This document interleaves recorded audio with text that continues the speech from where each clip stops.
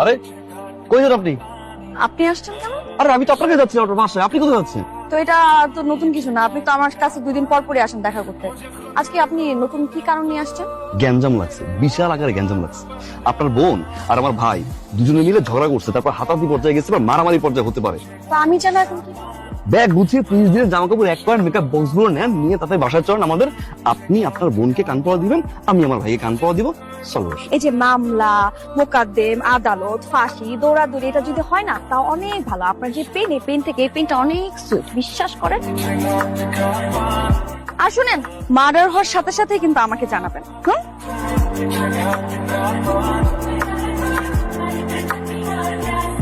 বলেন আজকে কি কারণ? আজকের কারণটা হচ্ছে বাইক। তো এই ব্যাগ দিয়ে আমি কি করব? আপনার জন্য তো বাইকটা কিনলাম। ভাবলাম মেয়েটা ইউনিভার্সিটিতে যায়, রিক্সা পায় না, সিএনজি পায় না, সারাদিন দাঁড়াই থাকে ঘামে, একটা বাইক কিনি। ইউনিভার্সিটি নামাই দিয়ে আসলাম, ওইখান থেকে আবার বাসায় ড্রপ করলাম। যাক, ফালতু কথা বলার টাইম নেই, উঠেন পিছনে বসেন, কাঁধে হাত দিতে পারেন, এখানে দিতে পারেন, জড়াই ধরতে পারেন। শুনেন, তার আর দরকার নেই। আমার হবু হাজবেন্ড অলরেডি একটা প্রাইভেট কার আছে, যেটা দিয়ে এখন থেকে আমি যেখানেই যাব সেখানে সে নিয়ে যাবে এবং আমার জন্য ওয়েট করবে। আমার কাজ যখন শেষ হবে তখন সেখান থেকে আমাকে সুন্দর মতো আমার বাসায় এনে আমাকে পৌঁছায় দিবে।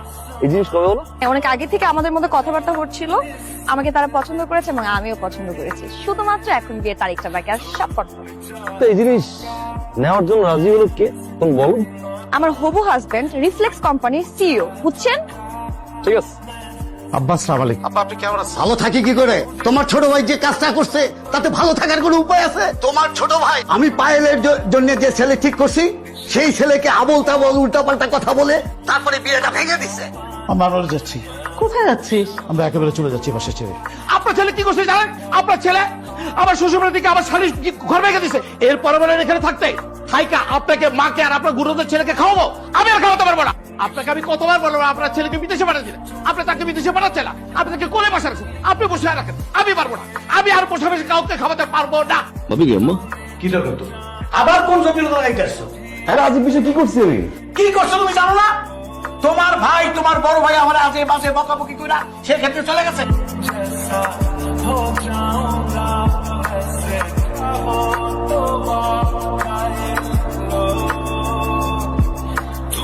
আপনি? হ্যাঁ, বাধ্য হয়ে আসছি। আমি আপনাকে কত ফোন দিয়েছি, আপনাকে কোথাও পাচ্ছি না। ঝামেলা ছিল।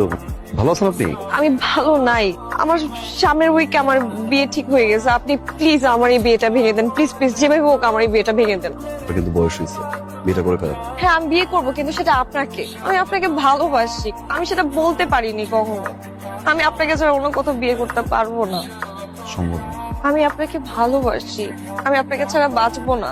পৃথিবীর সব প্রেমিকাই বিয়ের আগে ঠিক এই কথাটাই বলে তার প্রেমিককে, কিন্তু বিয়ের পরে তারাই আগে ভুলে যায়।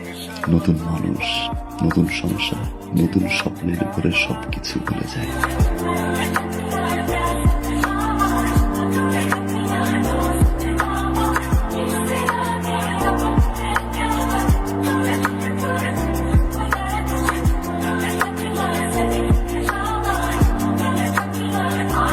কেমন আছেন? ভালো, আপনি? থ্যাংক ইউ ভাইয়া। অনেক কিছু শিখেছি, অনেক কিছু দেখেছি, অনেক কিছু পেয়েছি ভাইয়া, আবার অনেক কিছু হারিয়েছি।